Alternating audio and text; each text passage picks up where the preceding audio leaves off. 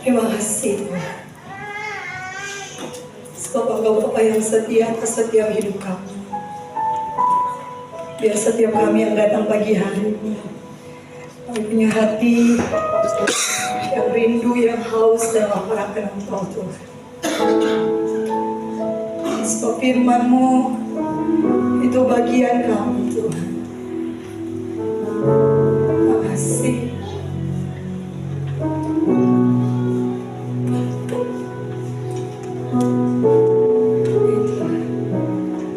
Kau Bapa yang mengasihiku, kuasa-Mu memulihkanku, hati yang baru Kau berikan untukku dapat melihat rencana-Mu indah bagiku. Kau ada di setiap jalanku,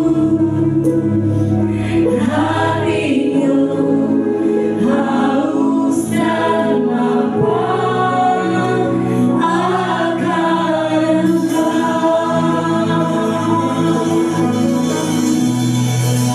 Tambah selamanya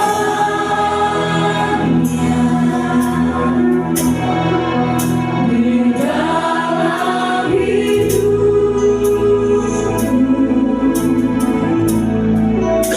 kerajaanmu, kebenaranmu itu bagianku.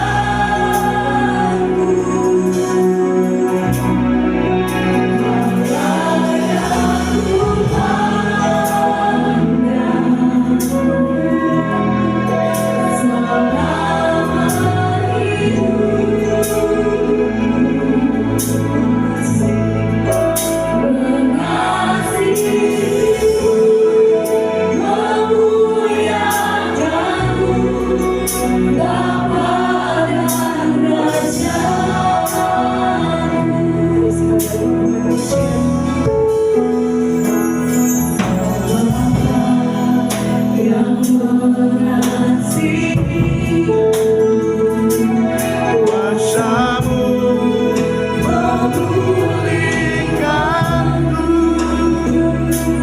hati yang baru Kau berikan untukku dapat melihat rencana-Mu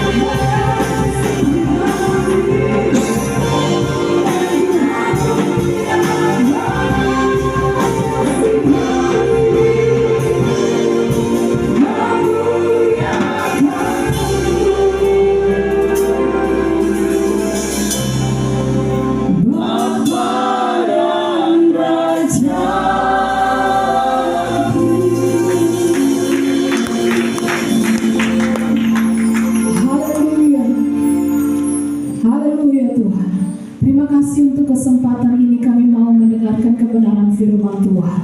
Terima kasih Tuhan karena telah mengizinkan kami memuji, menyembah Engkau, memberikan pengagungan, pujian hanya bagi Engkau Raja di atas segala raja. Dan kami percaya Engkau Allah bertata di tempat ini, di atas setiap pujian orang yang percaya kepadamu. Tiba saja kami rindu mendengarkan Tuhan berbicara bagi setiap kami. Urapi hamba-Mu, urapi setiap kami Tuhan.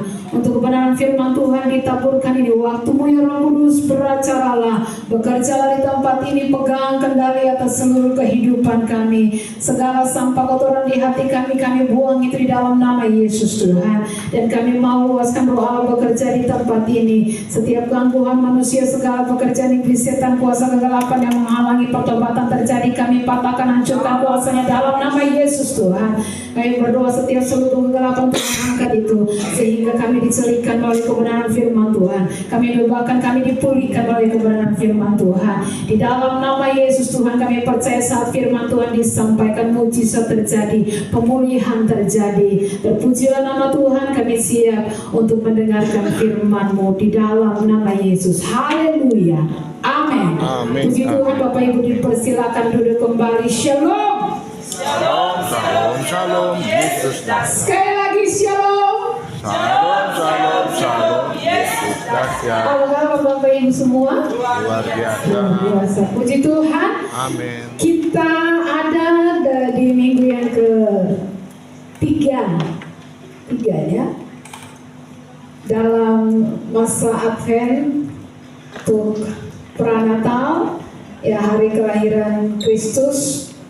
Bapak Ibu, tema yang diangkat oleh PGI bahkan KWI yang juga menjadi tema umum bahkan Gereja Bethel Indonesia adalah Allah hadir untuk menyelamatkan keluarga. Nah, Bapak Ibu yang diberkati oleh Tuhan, sama-sama kita buka dalam Matius 1 ayatnya yang ke-21 hingga ayatnya yang ke-24. Matius 1 ayatnya yang ke-21 hingga ayatnya yang ke-24 di bawah judul Khotbah Allah datang menyelamatkan keluarga. Allah hadir untuk menyelamatkan keluarga. Matius 1 ayat 21 hingga yang ke-24. Kalau Bapak Ibu semua sudah dapat, saya undang kita semua bangkit berdiri dan kita akan bacakan firman Tuhan secara bergantian. Yang wanita akan baca mulai dari ayatnya yang ke-21 dan bergantian dengan pria hingga ayatnya yang ke-24 kita baca secara bersama-sama. Mari yang wanita 1, 2, 3. Ia akan melahirkan anak laki-laki dan engkau akan menamakan dia Yesus, karena dialah yang akan menyelamatkan umatnya dari dosa. Hal itu terjadi supaya genaplah yang difirmankan Tuhan oleh Nabi. Sesungguhnya adalah yang akan mengandung dan melahirkan seorang anak laki-laki, dan mereka akan menamakan dia Immanuel, yang berarti Allah menyertai. Sama-sama. Sesudah bangun dari tidurnya, Yesus berbuat seperti yang diperintahkan malaikat Tuhan itu kepadanya. Dia mengambil Maria sebagai istrinya. Tapi tidak. Ya, sampai di situ saja. Bapak Ibu dipersilakan duduk kembali.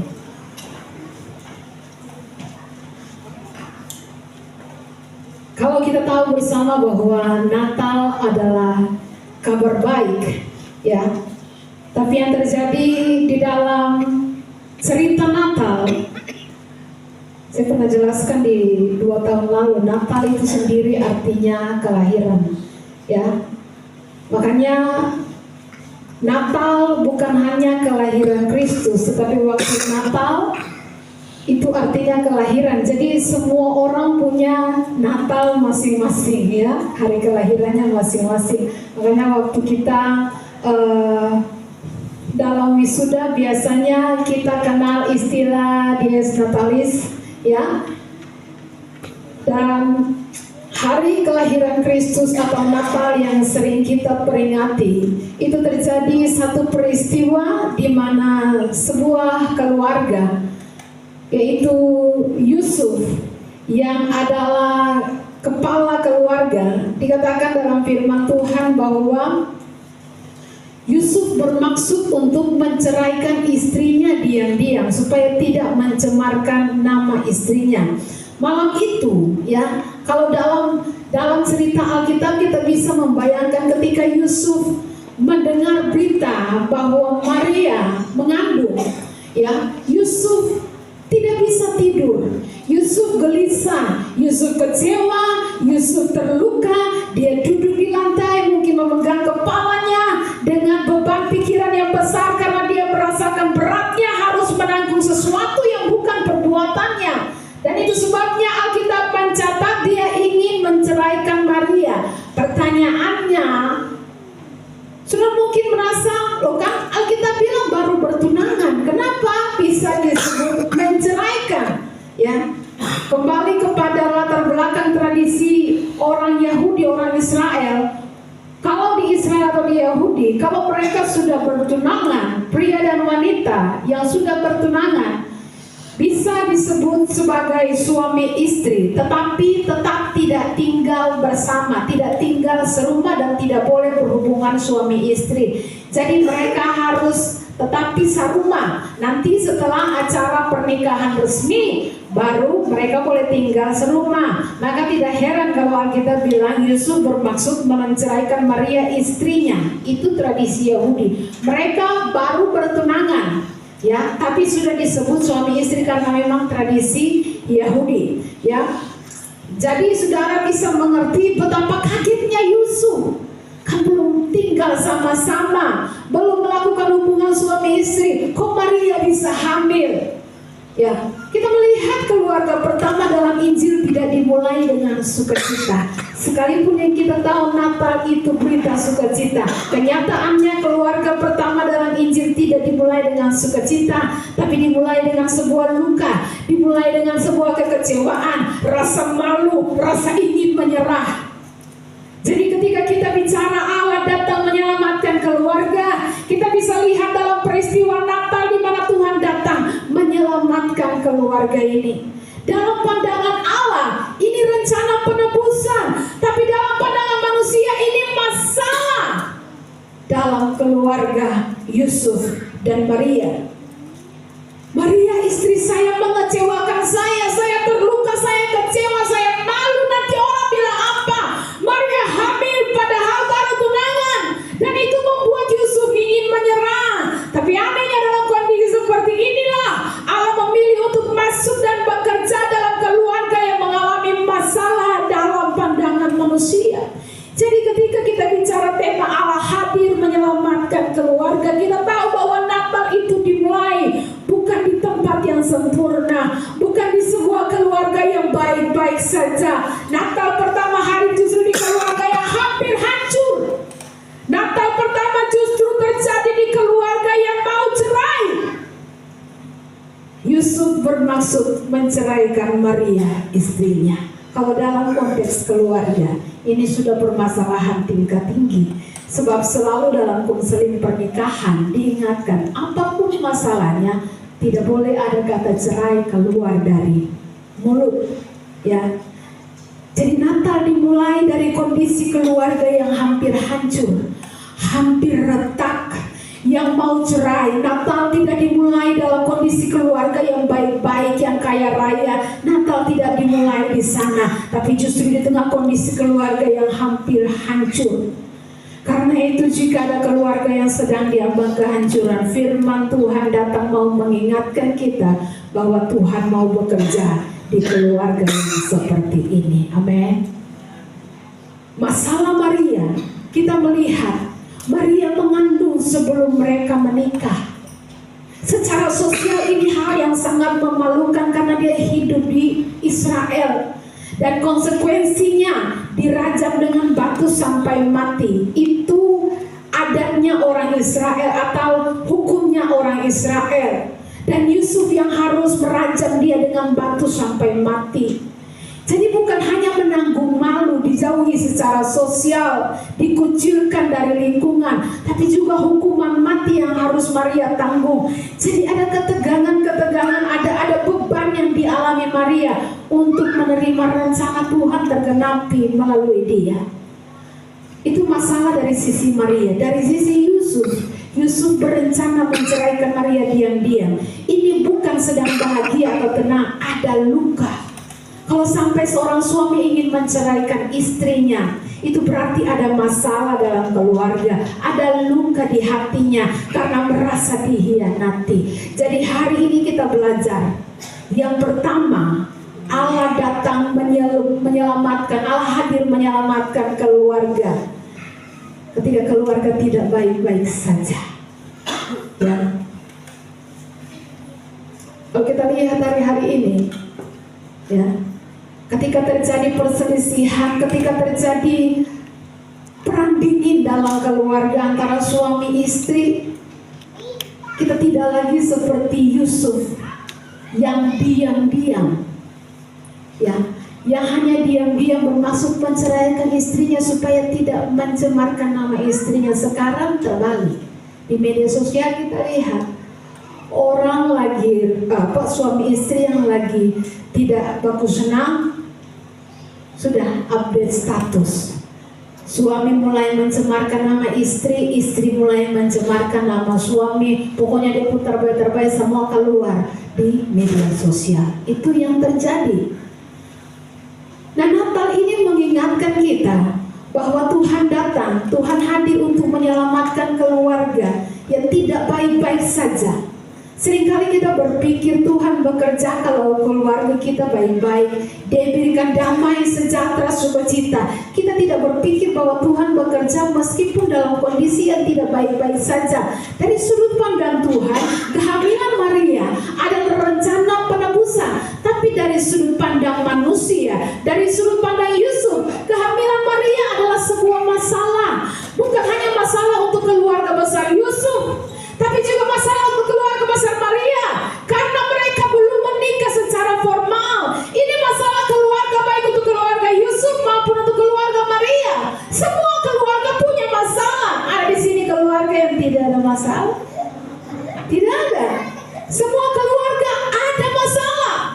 Kita bisa belajar di sini bahwa apa yang Tuhan maksud, apa yang Tuhan pandang, apa yang ada di pikiran Tuhan tidak sama dengan apa yang manusia pahami, tidak sama dengan pandangan manusia. Ya, kan kita bisa berandai-andai, kenapa sih Tuhan tidak menjalankan rencananya di keluarga yang baik-baik, keluarga imam seperti Zakaria dan Elizabeth. Kenapa tidak Yohanes saja yang jadi juru selamat waktu itu lahir dari keluarga imam? Kenapa harus lahir dari Maria dan Yusuf? Dan kenapa Allah tidak menjalankan rencananya di bangsa yang tidak punya tradisi keras seperti Yahudi, yang kalau wanita hamil sebelum nikah dirajam sampai mati? Kenapa tidak jalankan misinya di bangsa yang ya tidak terlalu keras tradisinya seperti Yahudi? Hal ini menunjukkan bahwa Allah bekerja dalam kondisi keluarga yang tidak baik-baik saja. Kalau kita perhatikan semua narasi Alkitab dari perjanjian lama sampai perjanjian baru, semua sama. Tuhan sering masuk ke kondisi manusia atau keluarga yang lagi berantakan. Tuhan sering masuk ke dalam kondisi manusia yang sedang bermasalah. Tuhan panggil Musa dalam keadaan Israel diperbudak di Mesir. Tuhan panggil Musa dalam keadaan dia gagap, dia tidak bisa bicara dengan lancar. Tuhan panggil Gideon saat Gideon sedang lari bersembunyi dari musuh. Tuhan suka datang di orang-orang sakit dan terbuang. Kenapa Yesus tidak pelayanan di konglomerat orang-orang kaya, tapi dia suka datang di orang sakit, orang bermasalah, orang terbuang? Narasi yang sama di seluruh Alkitab mau menegaskan bahwa Allah bekerja di kondisi yang tidak baik-baik saja. Yohanes 1 ayatnya yang kelima.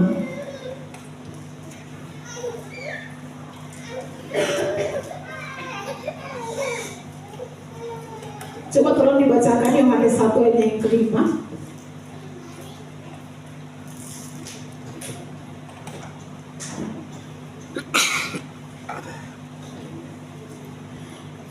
Terang itu bercahaya di dalam kegelapan, dan kegelapan itu tidak menguasainya.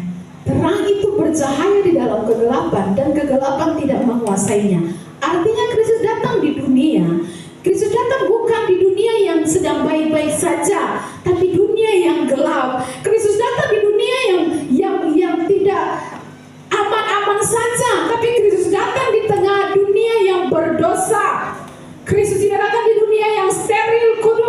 Kristus datang di dunia yang rusak, kacau, dunia yang gelap. Terang itu bercahaya dalam dunia yang gelap, tapi kegelapan tidak bisa menguasai terang itu. Hari-hari ini banyak keluarga bermasalah, banyak orang mengalami kecemasan, ketakutan, depresi. Perkembangan teknologi media menyebabkan terjadi kebisuan dalam keluarga.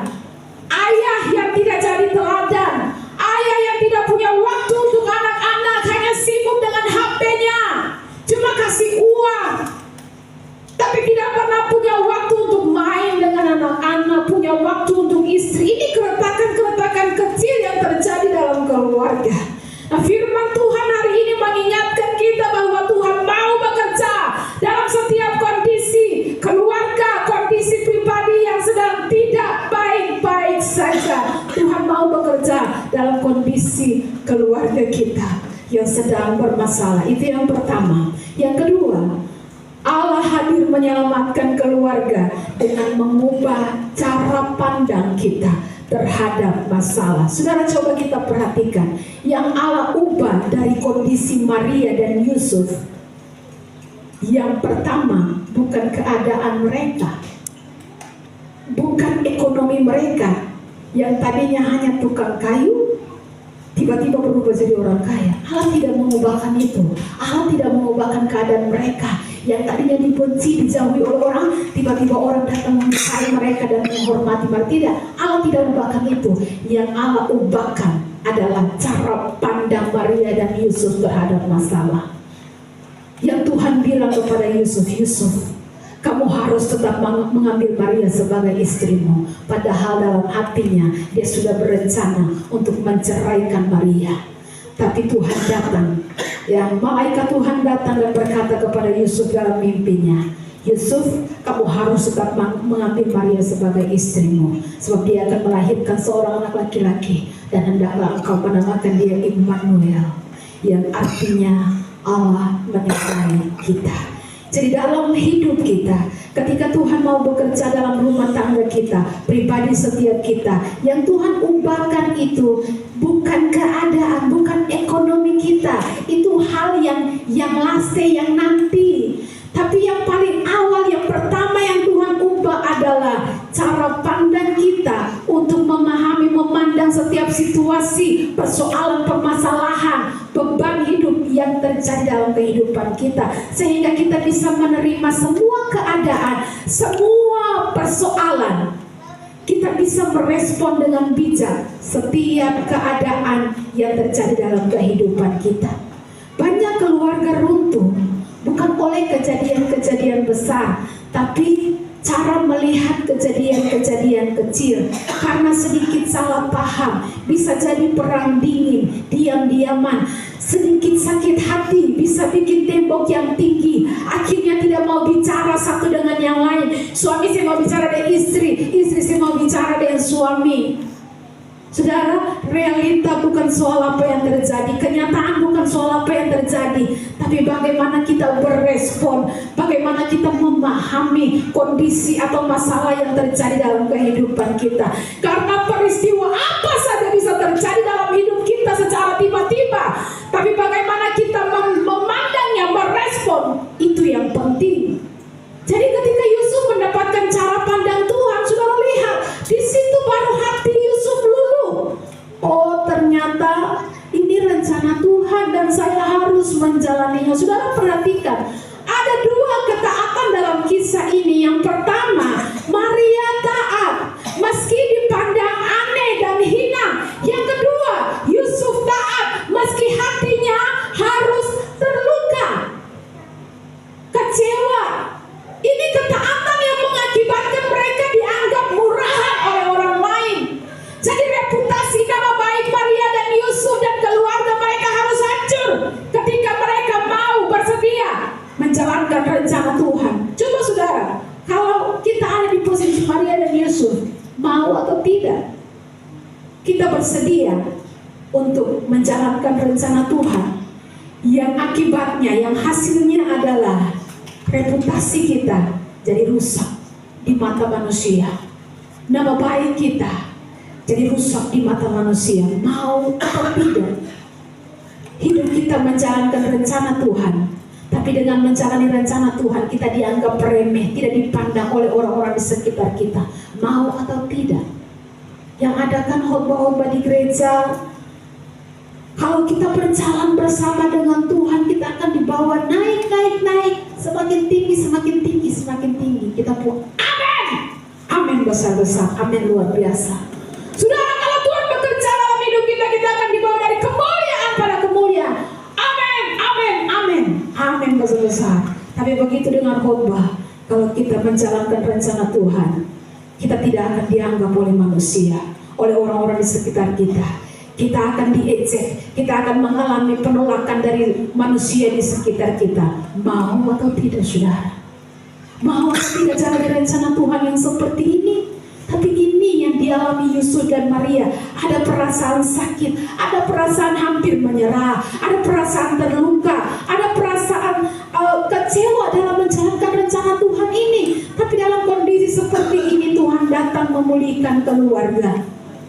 Mereka masuk dan taat pada rencana Tuhan yang mahal. Maria dan Yusuf memutuskan masuk dan menjalani rencana Tuhan yang mahal itu, yang dalam pandangan dunia mereka melakukan hal bodoh dan murahan. Dimau saja taat pada Tuhan, tapi akhirnya malu dijauhi semua orang. Mau itu hal bodoh di pandangan dunia, tapi itu rencana Tuhan yang mahal. Ya, makanya tidak heran sampai Yesus menderita sampai mati di kayu salib pun itu dianggap kebodohan oleh dunia. Bodoh sekali mau menderita untuk orang lain, bukan salahmu, tapi kamu mau tanggung kesalahan orang lain. Bodoh, itu menurut dunia. Ya, tapi dalam kondisi seperti itulah justru Tuhan bekerja. Tuhan mau menyelamatkan keluarga kita dengan mengubah cara kita melihat permasalahan. Jadi ingat, dalam sebuah permasalahan badai hidup yang kita alami, Tuhan mau menyelamatkan keluarga kita dengan mengubah cara pandang kita, cara kita melihat sebuah masalah, sehingga masalah boleh tetap ada, masalah boleh tetap datang, tapi cara kita melihat dan merespon atas masalah itulah yang lebih penting. Tuhan mau kita taat meski dianggap receh, meski dianggap murahan oleh dunia, meski dianggap murahan oleh orang-orang di sekitar kita, meski dianggap bodoh oleh manusia. Ketaatan membuat kita menggenapi rencana Tuhan yang mahal dalam hidup kita. Ini luar biasa. Kenapa saya sebut itu mahal? Karena itu spesial, tidak diberikan kepada orang lain, tapi diberikan spesifik khusus kepada kita. Yang ketiga, Tuhan hadir menyelamatkan keluarga. Selain dengan mengubah cara pandang kita terhadap masalah. Yang ketiga, Tuhan hadir menyelamatkan keluarga dengan menegakkan kepemimpinan rohani. Di ayatnya yang ke-23 dalam Matius 1, ayatnya yang ke-23, Yusuf berbuat seperti yang diperintahkan Tuhan kepadanya, dan ia mengambil Maria sebagai istrinya. Saudara lihat, setelah Yusuf mendapat mimpi, Yusuf bangun dan melakukan tepat seperti yang diperintahkan Tuhan kepadanya, tanpa banyak tanya, tanpa banyak komplain, tanpa banyak alasan. Dia hanya taat melakukan apa yang Tuhan perintahkan. Yusuf mengambil perannya sebagai pemimpin keluarga. Saudaraku, hari-hari ini banyak keluarga yang hancur karena bapak-bapak, suami-suami yang bisu, ayah atau bapak yang bisu-bisu di sini. Bukan tidak bisa omong, bisu di sini adalah bapak-bapak, suami-suami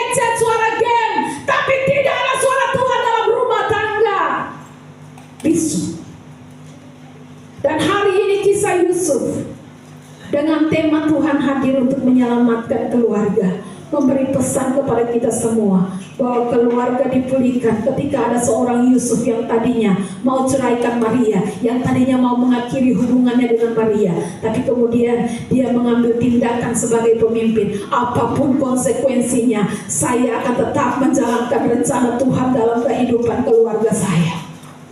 Sebagai pemimpin keluarga, saya mau bangun keluarga dengan keputusan mulai hari ini, rumah ini, keluarga ini harus mengikuti suara Tuhan.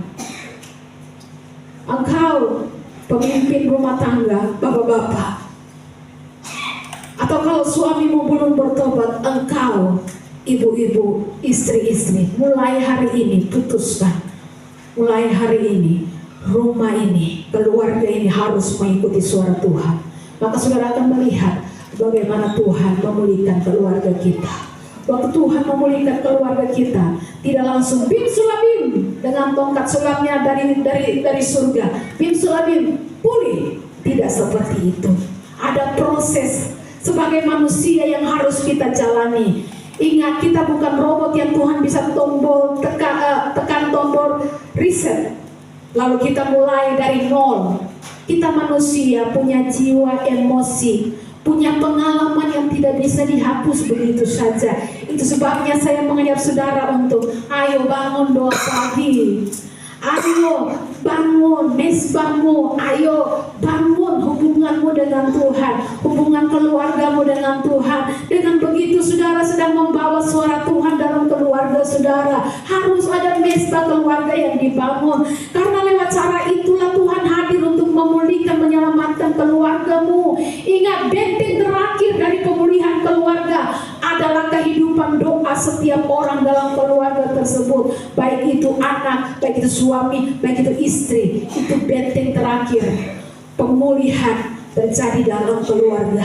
Kalau ada bapak rumah tangga melihat istri dan anak-anaknya tidak di dalam Tuhan, maka harus ambil keputusan hari ini bahwa hanya suara Tuhan yang berlaku di rumah ini.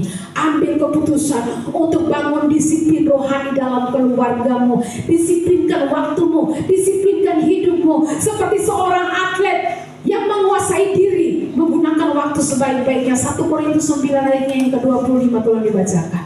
1 Korintus 9 ayatnya yang ke-25.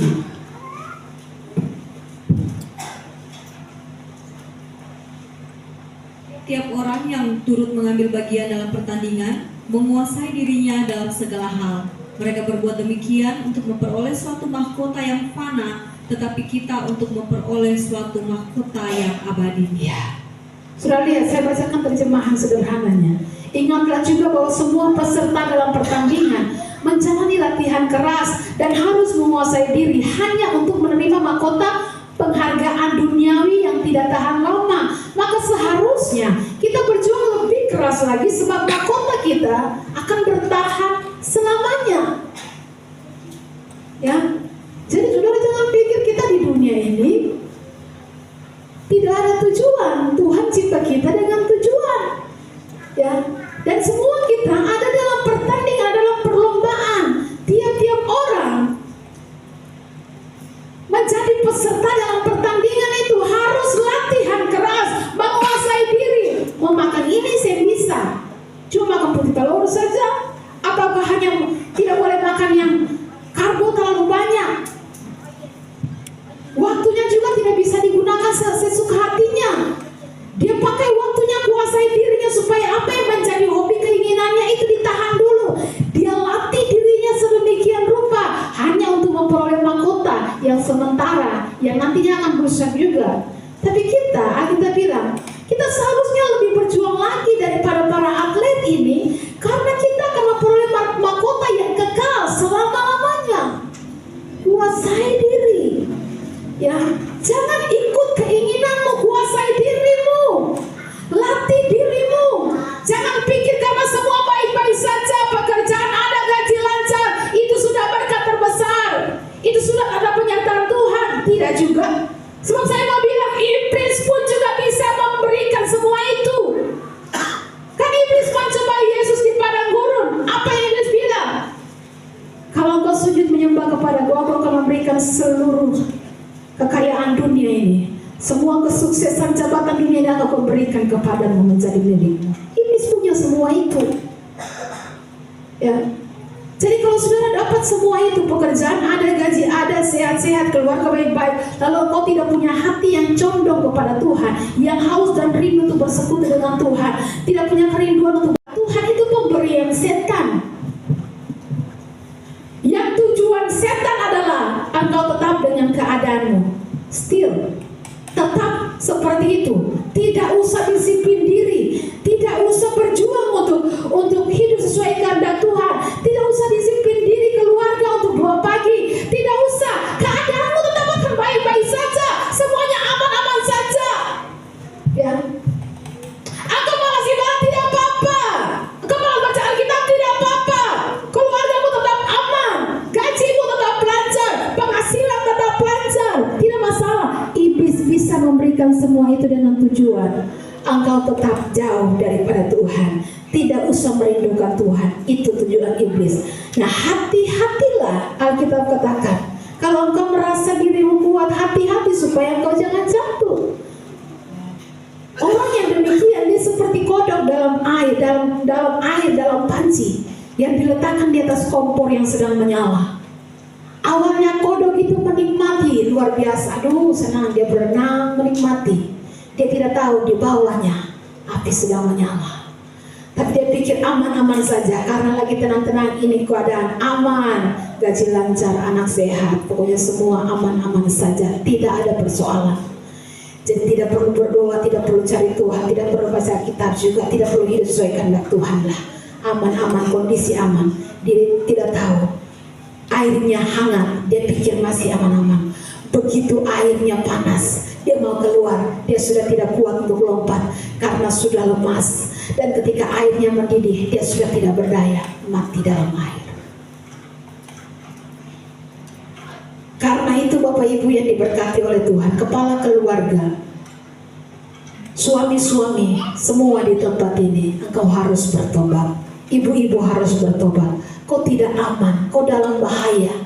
Kau punya pekerjaan baik-baik saja, kau baru naik jabatan, tapi kalau hatimu tidak condong kepada Tuhan, engkau sedang dalam bahaya.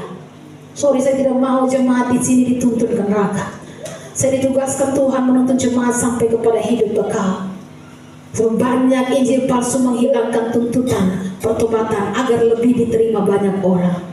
Padahal injil yang sejati menuntut pertobatan, perubahan arah hidup. Pertobatan itu hanya dikerjakan oleh Roh Kudus. Sebab Yesus pun memulai pelayanannya dengan panggilan pertobatan sebagai inti pesan kerajaan Allah.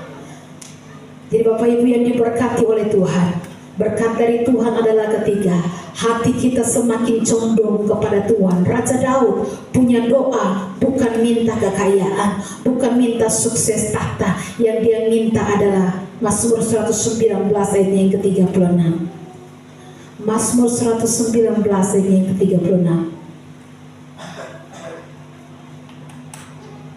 Condongkanlah hatimu kepada peringatan-peringatanmu dan janganlah kepada laba. Condongkanlah hatiku ya Tuhan kepada firman-Mu dan jangan kepada keuntungan. Sebab manusia hari-hari ini semua hanya memikirkan, saya dapat untung apa? Kalau saya beribadah saya dapat untung apa? Kalau saya lakukan ini, kalau saya melayani saya dapat untung apa?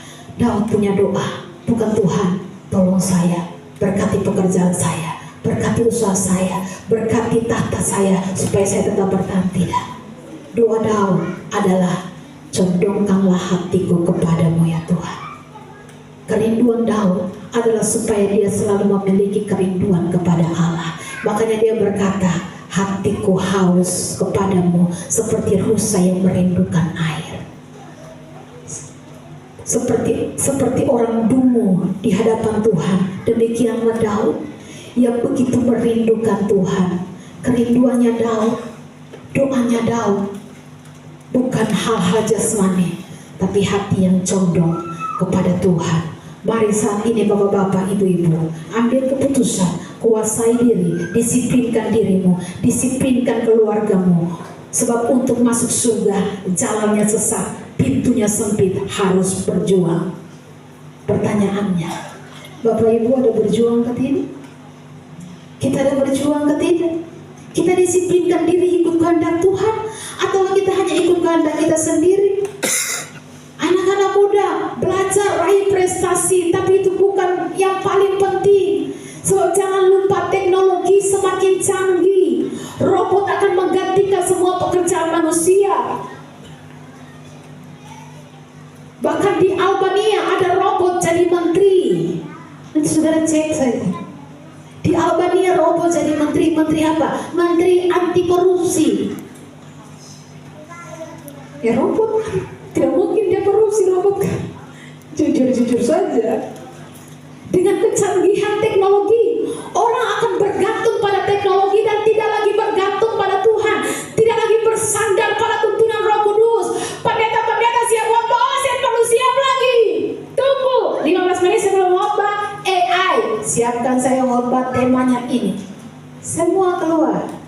Orang tidak lagi bergantung pada tuntunan Roh Kudus. Orang hanya bergantung kepada kecanggihan teknologi.